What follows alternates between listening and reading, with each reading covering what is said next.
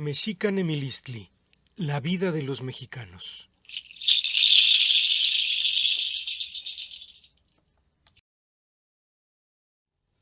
Bienvenidos a un nuevo programa de esta serie. Estamos muy contentos de saludarlos nuevamente en esta serie de programas que estamos elaborando para abordar los derechos indígenas. Todos sabemos, tenemos derechos individuales, tenemos derechos como mexicanos, como personas, pero también hay que reconocer que todos, también los mexicanos, tenemos derechos culturales, derechos sociales, derechos políticos que se ejercen en comunidad. Bueno, pues esto es porque el día de hoy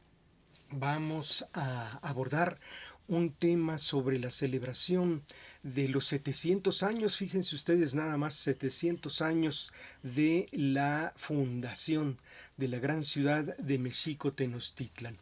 Hay personas que lo conocen, hay personas que desconocen que en esta gran ciudad pues se dio una conjunción de una serie de elementos que fincaron pues lo que sería después el florecimiento de una de las principales culturas mesoamericanas, la de los mexicas tenochcas. Y bueno, sobre eso vamos a estar hablando el día de hoy. Tenemos un invitado muy especial, el maestro David Guzcano, quien desde hace mucho tiempo ya se ha dedicado a estudiar este tipo de asuntos, pero además vamos a tener una serie de invitaciones y de propuestas que queremos invitarlos a participar. Aquí vamos a estar entonces compartiendo con ustedes una serie de reflexiones sobre lo que son los derechos culturales para realizar nuestras investigaciones, puede ser, nuestros estudios, sí, pero sobre todo llevar a la práctica a través de eventos sociales, como pueden ser las ceremonias, los rituales,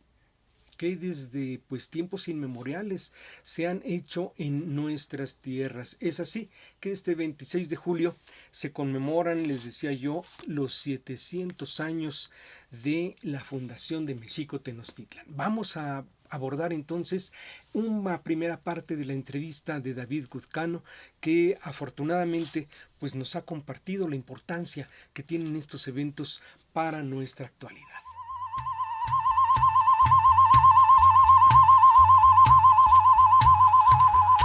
Bueno, pues estamos ahora aquí reunidos con un gran amigo de toda la vida, David Guzcano, quien, bueno, ha estado durante ya lustros y décadas trabajando con, pues, el tema de las culturas mesoamericanas y particularmente en su vertiente científica, es decir, cómo es que el conocimiento que nuestros antepasados desarrollaron a lo largo de los años, pues se vio reflejado en su propia vida, en sus rituales, en su comida, inclusive en su forma de organización. Pero bueno, vamos a estar platicando con David Guzcano. Muy buenas tardes, David. ¿Cómo has estado? Muy bien, muy buenas tardes a todos. Un gusto de estar aquí conversando con ustedes. Platícanos en principio, ¿quién es David Guzcano? Desde que ya tanto tiempo que ha estado trabajando estos temas.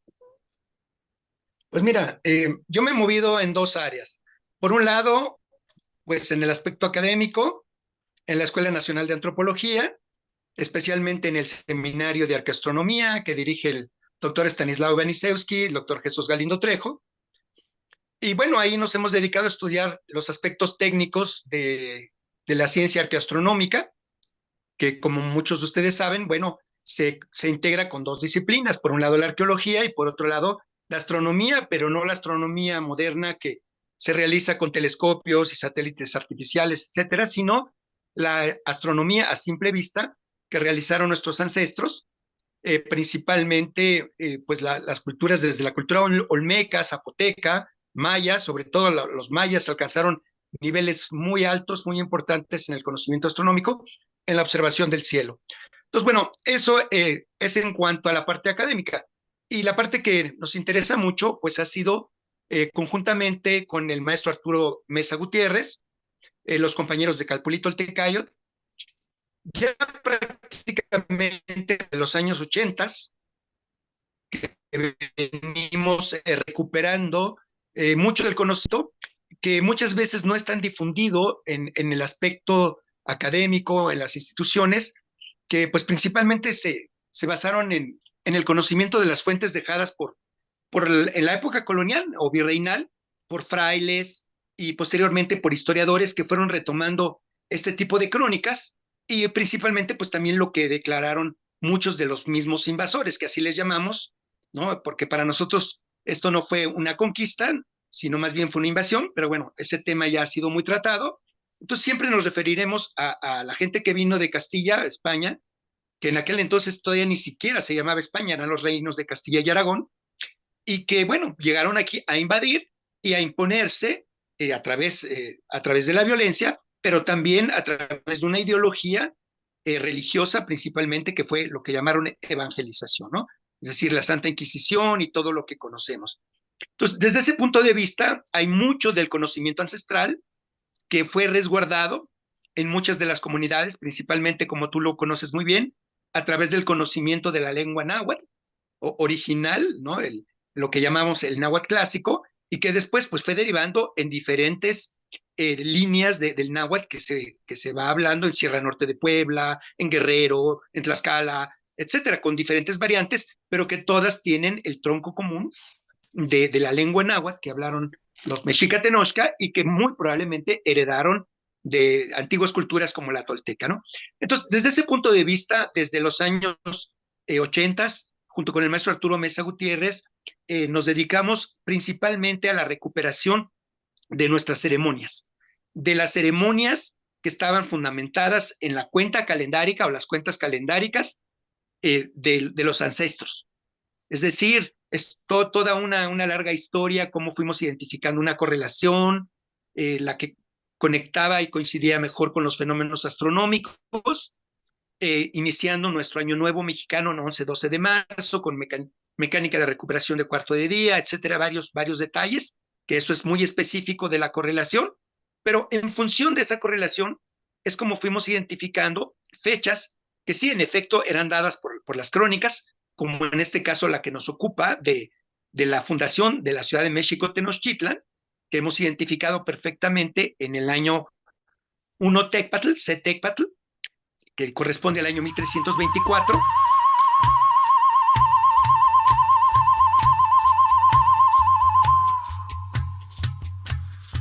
Para el momento del portento, cuando los ancestros mexica tenochca se encuentran con el simbolismo del águila que representaba al sol, como Huitzilopochtli, pero como el sol mismo irradiando su luz y su calor, en un punto radiante, que es en donde ellos habían escogido para fundar su ciudad, y que fue donde originalmente habían depositado el corazón de Copil, que es un guerrero que también formó parte en su momento de los linajes que llamaron descendientes de Aztlán o aztlanecas, ¿no? Porque fueron varios los grupos que salieron de allá, entre ellos los mexica tenochca y los mexica tlatelolca. Entonces, en ese lugar específico donde, según esta leyenda, depositan ese corazón en medio de un complejo lacustre, en la laguna de Texcoco, de Mexico Tenochtitlan, Xochimilco, Chalco, Zumpango, Xaltocan, etcétera.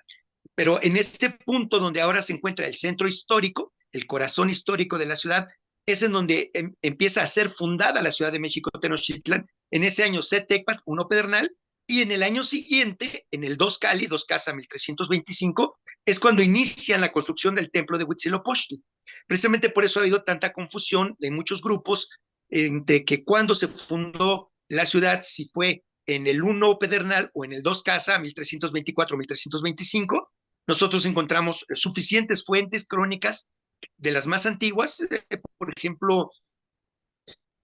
aquel testimonio que le dio un anciano, un sabio, un tonalpouque de Texcoco, a ni más ni menos que Fray Andrés de Olmos, uno de los primeros franciscanos que llega acá, que aprende el náhuatl, que se consagra como una de las mejores lenguas,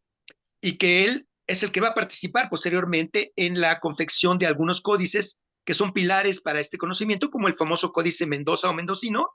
en donde podemos apreciar justamente el simbolismo del águila sobre el tecpatl, sobre la piedra, en donde crece el nochtli, de tetl piedra, nochtli nopal, ¿no? Representado por el mismísimo personaje Tenoch, ¿no? Que es el fundador, uno de los fundadores, y de ahí también el nombre de Tenochtitlan. Entonces es la piedra donde había caído, donde había sido depositado el corazón de Copil. Ahí crece ese nopal junto a una cueva en el centro del lago, en donde había también un manantial de agua dulce, y entonces se formaban corrientes de agua. Por un lado, el agua sulfurosa que provenía del interior de la tierra, y por otro lado, el agua dulce, cristalina y azul, que era generada por los escurrimientos de las montañas. Entonces, esas dos corrientes de agua bermeja o de agua azul se torsionan en un punto en donde el simbolismo del Atl Tlachinoli, agua y fuego, va a generar este movimiento serpentino que en torno al eje del mundo representado, o sea, aquí hay mucho simbolismo. El nopal representa el eje del mundo, es como la ceiba entre los mayas, ¿no? Es aquel eje que conecta los planos subterráneos de las regiones de lo invisible, el Mictlán, etcétera, con el plano celeste, el Tlalocan, en donde se desplaza el águila que representa al sol, ¿no? Entonces, ahí es donde tenemos estos númenes, como el águila solar, la serpiente terrenal y acuática, conectadas a través del nopal, que es el eje del mundo, y que es el simbolismo que representa el lugar que escogieron ellos en la latitud exacta, porque eran grandes astrónomos, conocedores del movimiento solar y lo fueron siguiendo, y que es precisamente el punto en donde el sol pasa por el cenit y los cuerpos no proyectan sombra al mediodía, o sea, es el sol vertical, incidiendo verticalmente con su flujo de luz y de calor, ¿no?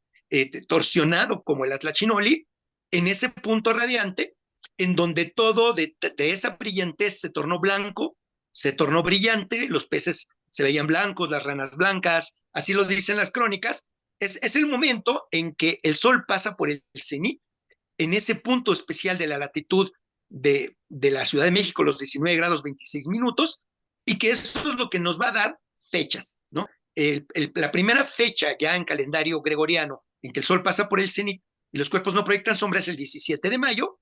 pero ahí apenas es el primer momento, el primer punto de contacto en donde todavía no se generan las suficientes lluvias ni el suficiente calor, y es hasta cuando va al trópico de Cáncer, incide verticalmente en ese punto, el solsticio de verano, el día más largo del año, eh, contrario a la noche más larga y el día más corto, que es el solsticio de invierno, que representa el nacimiento de Huitzilopochtli, y viene de regreso 35 días después, 7 por 5, 35. El 26 de julio pasa en segunda ocasión por el cenit en un día Olin, en nuestra cuenta mexicana de la veintena Tecuilhuichtli, justamente de un año Setecpatl, en un día Chicome Olin, 7 movimiento, y por todo ese simbolismo que podemos ubicar en diferentes códices, como los del grupo Borgia, que es en donde justamente el número 7 en la lista de los volátiles, de los 13 volátiles, no es un ave, sino una mariposa, y esa mariposa representa justamente también al movimiento, al Olin, al sol. Es en donde se concentra este fenómeno que fue, como decías, como me comentabas hace rato, fue muy importante para las culturas mesoamericanas. El seguimiento del paso del sol por el cenit tuvo una gran importancia, no solamente en la época mexica Tenochca, sino mucho tiempo antes, por ejemplo, en Xochicalco. Tú sabes muy bien, lo has estudiado muy bien, incluso las publicaciones en SEACAT, ya me recuerdo desde el año 91, cuando justamente nos hemos dedicado a investigar cómo funcionaban los observatorios cenitales, ¿no? O sea, de las primeras publicaciones recuerdo que difundieron al gran público este portento del observatorio cenital de esa famosa cueva del Sol, o la cueva de los Amates allá en Xochicalco, y cómo justamente permanece en oscuridad una buena parte del año, y 52 días antes del solsticio de verano se empieza a iluminar las paredes, y justamente para la latitud de Xochicalco, digamos el 15 de mayo en primera ocasión, el 29 de julio en segunda ocasión, el rayo es totalmente vertical y se ve proyectado justamente ahí en el piso, incluso la gente coloca su mano, da el efecto como si fuera una radiografía, rayos X, un portento del haz de luz, como dentro de la cueva en plena oscuridad se puede percibir este fenómeno y la importancia que tuvo para estas civilizaciones cuando justamente el sol recto incidía en un punto radiante, en una latitud específica, y esto generaba automáticamente la concentración de calor en las nubes, que si no fuera por las nubes, por la atmósfera, pues obviamente, por ejemplo, para estas épocas de julio, si no hubiera sido por las primeras lluvias que ya experimentamos, etcétera, pues ya sería insoportable el calor. Entonces, justamente ahí es donde entra en juego estos principios, estos símbolos, como el caso de la representación de Tlaloc, en lo alto del templo mayor del Hueyteocalli de Mexico Tenochtitlan, en donde la mitad estaba dedicada a Huitzilopochtli, representación de la guerra, representación del fuego, representación de esta corriente dentro del Atla Tlachinoli, y la otra parte, la otra mitad, a Tlaloc, de color azul, representación del agua, de la lluvia, de la frescura, de la fertilidad, del crecimiento de las plantas, del maíz, etcétera, ¿no? Entonces, este sagrado y eterno equilibrio entre las dos fuerzas, es decir, la luz y la sombra, el frío, el calor, el movimiento, el reposo, pero el fuego solar y el agua, ¿no? Que es la fuente de la vida. Entonces, esto fue lo que buscaron los mexicas en ese simbolismo que a la postre ha venido a formar parte de nuestro escudo nacional, claro, un poco transformado ya por la ideología que llegó con el invasor,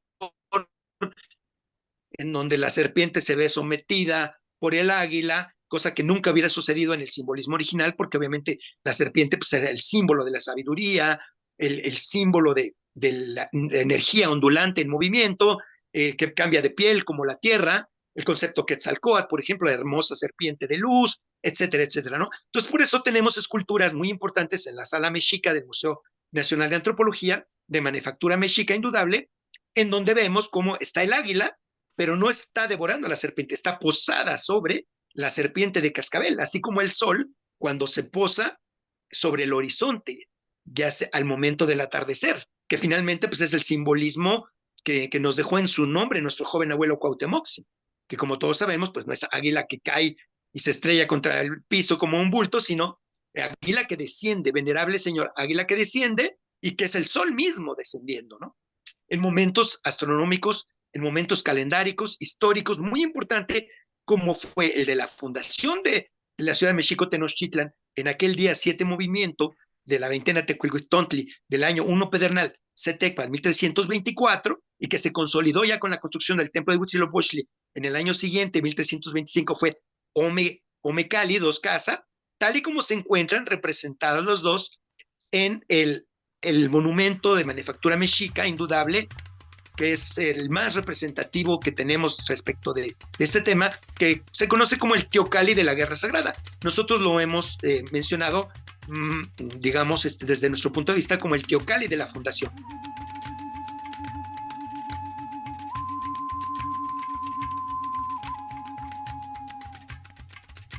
Porque es la única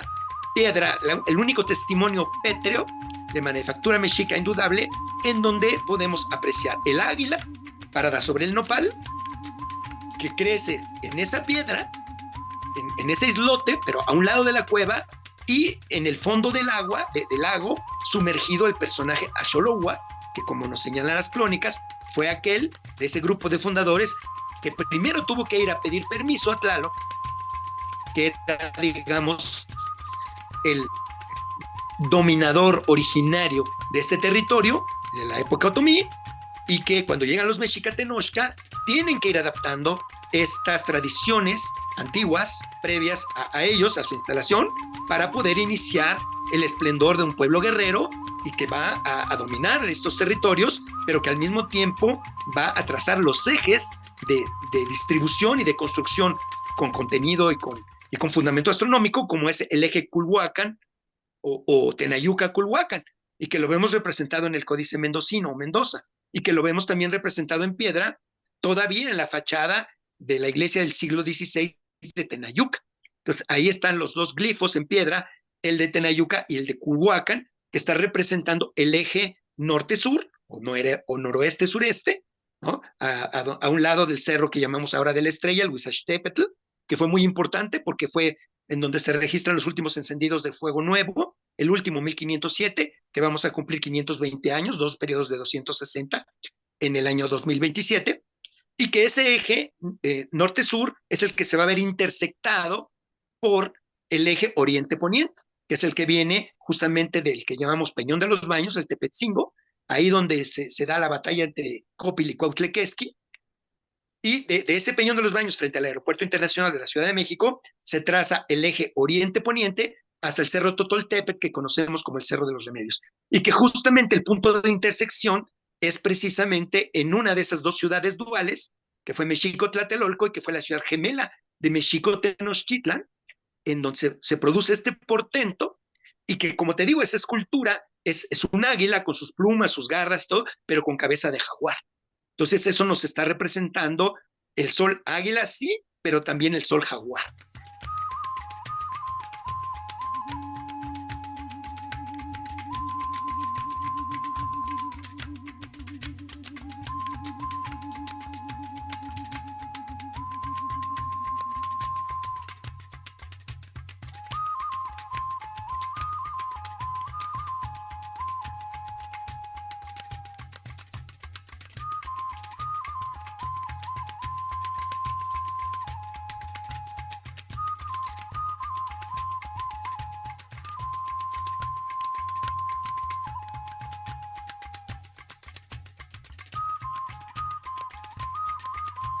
Ya regresamos, no sin antes recordarles que se comuniquen con nosotros para escuchar todos sus comentarios, sus sugerencias. Están en nuestras redes sociales, seacatil.com, y también a través de las redes sociales de la Universidad de Pantlato. Vamos a continuar con la entrevista que hicimos a David Gutcano, quien ha sido un investigador ya por muchos años, por décadas, sobre los asuntos arqueoastronómicos, como él mismo nos ha comentado.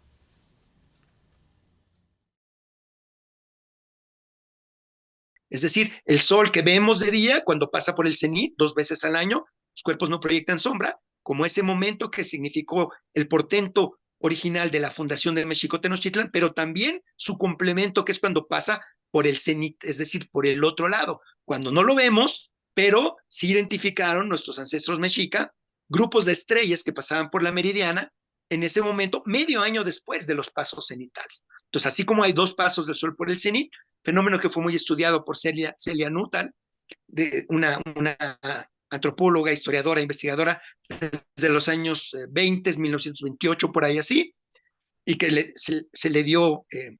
digamos, se puso en relieve no solamente conocer el fenómeno, sino identificar para muchas de las escuelas primarias de aquel entonces que este momento era un momento ceremonial que había que ser recuperado con danzas, con ceremonia, con ofrenda, con tlalmanali, como justamente es lo que ahora hemos recuperado desde hace 50 años con todos los compañeros de la mexicanidad,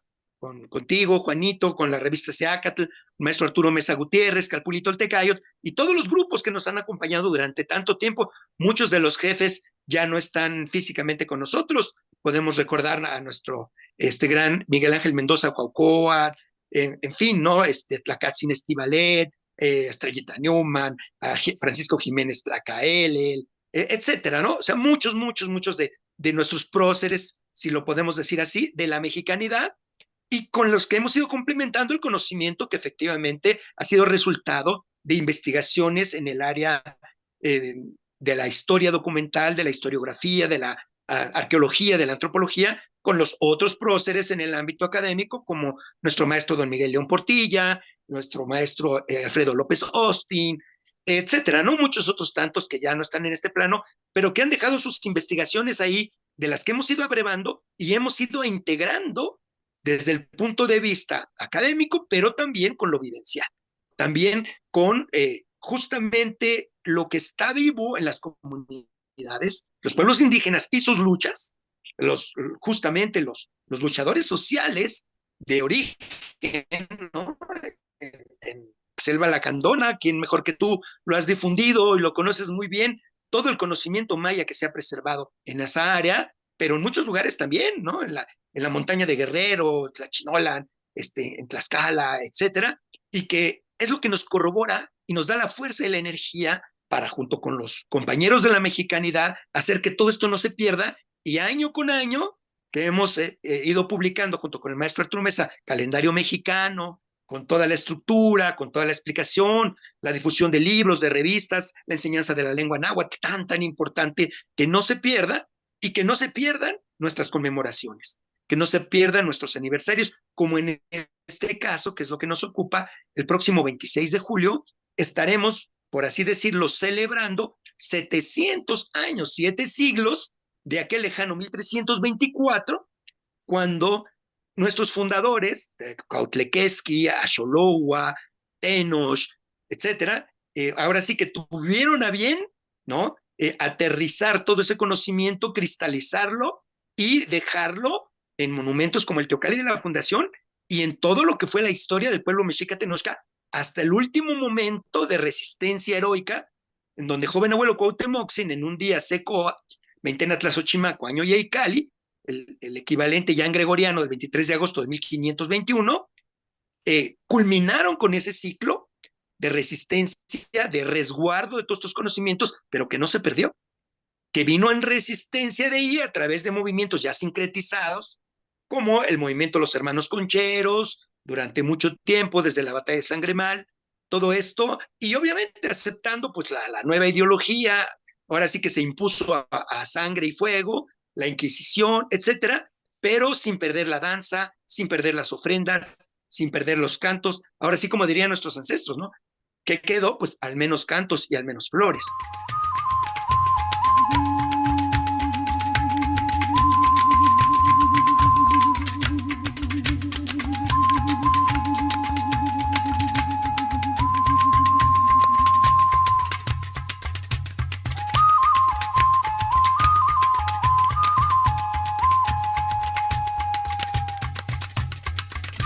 Entonces, por eso, aunque 7 siglos para la cronología ancestral mexica Tenochca no es exactamente un número que hubiera sido susceptible de ser celebrado, porque como sabemos, nuestros ancestros no celebraban siglos de 100 años, o como es ahora, bodas de plata, bodas de oro, 50 años, décadas, lustros, o centenarios o bicentenarios, como fue en aquel entonces, pero sí es el antecedente de que estos 700 años, dentro de 2 años, cuando cumplamos 702, nos van a llevar a algo muy importante, que será justamente en el año 1 Conejo, Setochtli, de 2026, en donde estaremos celebrando, ahora sí, algo muy importante, un periodo de 13 por 52, que son 676, que es la duración de un sol, una era en Piedra de los Soles, en la leyenda de los soles en Códice Chimalpopoca, Anales de Cuautitlán, y la mitad de 52 años, que es el periodo de transición de 26 años. Entonces, ahí sí, 676 más 26 son 702, ¿y qué es lo que tendremos que celebrar? Ahora sí que acá entre nosotros, para la comunidad, un ciclo astronómicamente determinado, calendáricamente determinado, en donde seguramente la naturaleza nos irá marcando muchos cambios que de por sí ya los estamos viendo, ¿no? Cambio climático, etcétera, ¿no? Lluvias en exceso, convulsiones y demás, pero que no deja de ser, digamos, singular para el aspecto de cómo nos manejamos actualmente con esta cronología venida del continente europeo, de 100 años, 200 años, bueno, serán los 700 años que oficialmente el gobierno de la Ciudad de México esperemos que lo tome en cuenta, de tal manera que incluso ya están poniendo ahí una maqueta en el Zócalo, réplica del templo de Kukulcán en Chichén Itzá, durará algunos días, llegará el 26 de julio y ahí estaremos con todos los compañeros de la danza, de la tradición, de las ofrendas, para marcar estos 700 años y dándoles la palabrita de tal manera que no olvidemos que cuando lleguen los 702 años, que serán 9 periodos de 78 son 6 trecenas, deberemos de celebrar en grande ese ciclo fundacional muy importante que además fue marcado por los ancestros. Lo vemos perfectamente bien en los códices y en las crónicas. En el mismo Códice Mendoza se señala que justamente 52 años de aquel 1324 y 1376 ya estaban eligiendo a su primer Tlactuani oficialmente, que fue Acamapixtli, con todo lo que eso representó. Y luego, por ejemplo, en 1428, el abuelo Izcoatl, junto con su gran Cihuacóatl, asesor Tlacaelel, se lograron zafar del yugo tecpaneca y le dieron una aceleración y un esplendor tremendo a lo que iba a ser la cultura mexica tenochca, ¿no? Y así, desde cuando salieron de Aztlán, ahí dice que llaman Boturini, o tira de la peregrinación, que nos señala perfectamente cómo fue en un año Cetecpatl, 1064, cuando salieron de ese lugar con esa aventura para llegar, ahora sí, a la que sería su tierra fundacional, casi casi su sueño buscado durante tantos siglos prehispánicos y alcanzado, y que justamente 260 años, nótese, 1064 más 260, 1324. 260 años en años, equivalente a lo que sería en días un Tonalpohualli de 260 días. Entonces, por eso esos ciclos son muy importantes. Cuando en Coatepec, por ejemplo, nace Huitzilopochtli, se da toda esta famosa batalla contra los 400 surianos, la Coyolxauhqui, que representa la luna, todo un simbolismo mitológico, pero que tuvo una repercusión calendárica muy importante, porque eso también sucedió en un año Cetecpatl. Entonces, hemos estudiado muy bien, ahí está la agenda que hemos difundido con la compañera Isabel Causar, el maestro Arturo Mesa Gutiérrez, y todos los compañeros de la mexicanidad, en donde mostramos muchas de las citas de la bibliografía documental, de cómo corroboramos todos estos procesos de 52 años, 104 la Huitzilopochtli, 260, siempre en función de las observaciones astronómicas, como los solsticios de verano y de invierno, el recorrido extremo al norte y al sur,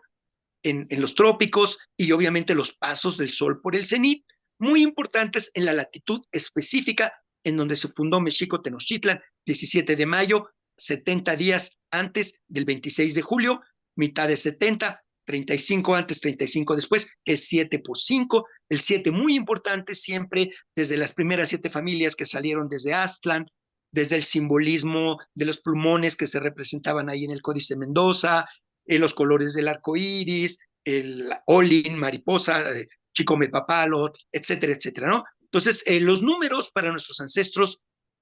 tenían su propia esencia, su propia energía,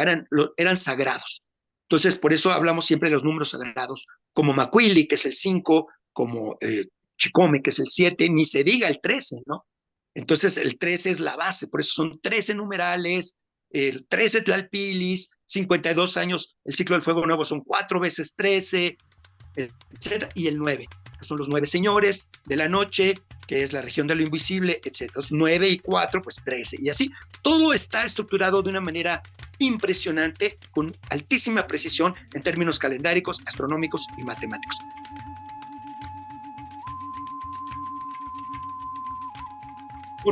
Sí, por supuesto. El llamado, primero que nada, es la invitación a estar todos juntos, todos unidos, el 26 de julio al mediodía astronómico, 12:43, ahí en la plancha del Zócalo, el corazón de Mexico Tenochtitlan, para la gran celebración del 7º aniversario, los 700 años, ¿no? No es bicentenario ni centenario, son 700 años. Muy pocas ciudades en el mundo tienen ese orgullo y ese privilegio de celebrar 700 años de continuidad histórica de la fundación de su ciudad, en este caso, Mexico Tenochtitlan. Entonces, todos allí, con la danza, con la tradición, con la fuerza, que además nosotros ya como movimiento, pues cumplimos prácticamente 50 años desde que nuestros próceres, muchos ya en otro plano, iniciaron todo esto. El único que nos queda de más de 86 años es el maestro Arturo Mes, físicamente con nosotros. Muy bien. Entonces, pues por ahí nos vemos, ahí está la invitación, un gran abrazo.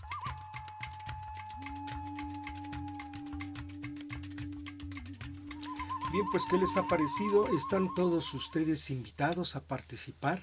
Ya hay mucho trabajo desde ahorita en las comisiones pues de organización de este magno evento, la ceremonia por la fundación de Mexico Tenochtitlan, desde el 25 de julio, jueves y viernes 26 de julio, en el Zócalo de la Ciudad de México se darán entonces un encuentro de una gran cantidad de grupos de la tradición. También va a haber una exhibición de juego de pelota, también de Xocuapatoli, también vamos a tener el Tianguis Anahuaca y por supuesto la exposición de los libros y materiales didácticos sobre la lengua y la cultura de nuestros antepasados. Tenemos también una serie de talleres gratuitos auspiciados por la Universidad Tepantlato que van a dar inicio este próximo 15 de julio de 2024 con el curso de Caupohuali, la cuenta mexica Anahuaca del tiempo, del 15 de julio al 19 de julio, 5 sesiones de 6 a 8 de la tarde, en la sede de la Universidad Tepantlato en Avenida Baja California, número 157, en la colonia Roma Sur, muy cerca del metro y del metrobús Chilpancingo. Va a impartir el jefe J.C. Packley del Calmecac Nesticpac. El cupo es limitado. Tienen que registrarse para poder acceder a este curso gratuito del 15 al 19 de julio. Un segundo taller es el de Nepohualtzitzin,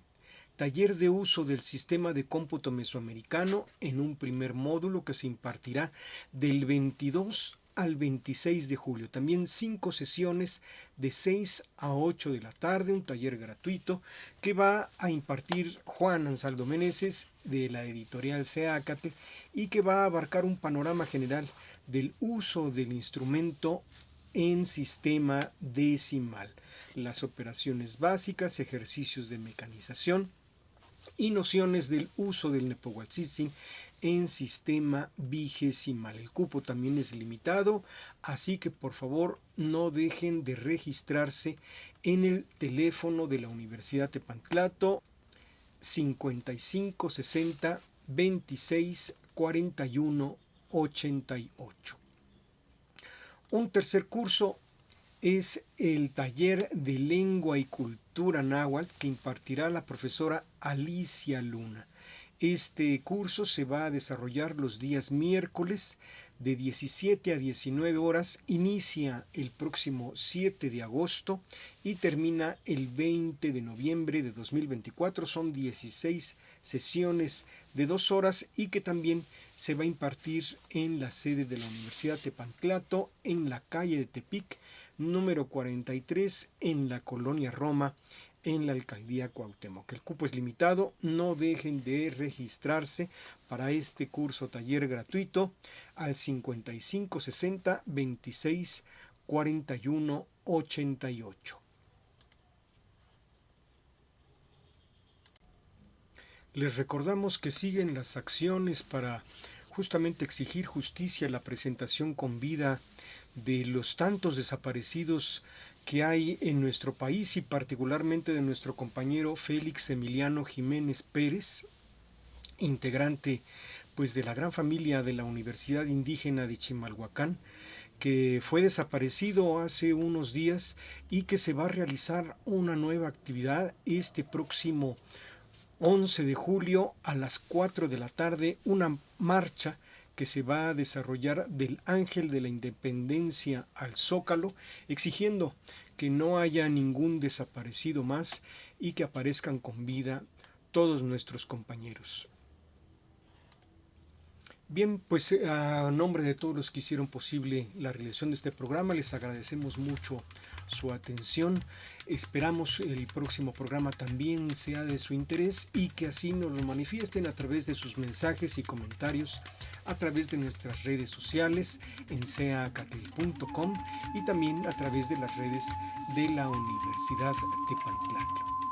Ni mismo claso camachililiano y nochisiwa no estinamihuantin, isquiscausepa, inclanestia, intonatio.